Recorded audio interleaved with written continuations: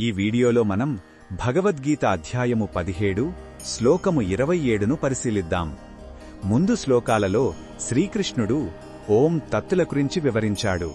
ఇప్పుడు ఓం తత్సత్ అనే పరబ్రహ్మ నామాలలో చివరిదైన సత్ యొక్క ప్రాముఖ్యతను, ఆచరణాత్మక అర్థాన్ని వివరిస్తున్నాడు. మొదటగా ఈ పవిత్ర శ్లోకాన్ని భక్తితో విందాం. యజ్ఞే తపసి దానే చ స్థితిః సదితి చోచ్యతే కర్మ చైవ తదర్థీయం సదిత్యేవాభిధీయతే. ఈ శ్లోకం అర్థం ఏమిటంటే, యజ్ఞము, తపస్సు మరియు దానము వంటి సత్కార్యాలలో నిలకడగా ఉండటాన్ని సత్ అని అంటారు. అంటే కేవలం ఆ పనులు చేయడమే కాదు, వాటి యందు శ్రద్ధతో స్థిరంగా ఉండటమే సత్ యొక్క లక్షణం. అంతేకాకుండా ఆ పరమాత్మ ప్రీత్యర్థం ఆ పనుల కోసమే చేసే ఇతర కర్మలు కూడా సత్ అనే పిలవబడతాయి.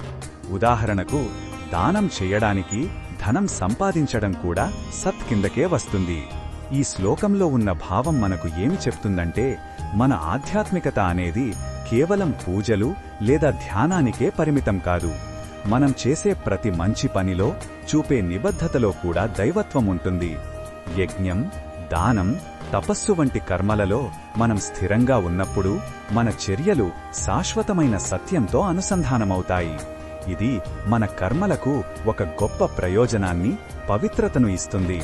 ఈ బోధనను మన దైనందిన జీవితంలో ఎలా ఉపయోగించుకోవచ్చు అంటే, మనం ఒక మంచి పనిని మొదలుపెట్టినప్పుడు దాన్ని మధ్యలో వదిలేయకుండా నిలకడగా పూర్తి చేయాలి. అది ఇతరులకు సహాయం చేయడమైనా, మనల్ని మనం నియంత్రించుకోవడమైనా, లేదా సమాజ సేవ అయినా కావచ్చు. ఆ పనిని పూర్తి చేయడానికి మనం పడే శ్రమ కూడా భగవంతుడికి అర్పితమే అవుతుంది. ఈ విధంగా మన ప్రతి సత్కర్మను ఒక యజ్ఞంగా భావించి శ్రద్ధతో చెయ్యాలి. మరిన్ని భగవద్గీత శ్లోకాల అర్థాన్ని తెలుసుకోవాలంటే మా తదుపరి వీడియోలను తప్పకుండా చూడండి.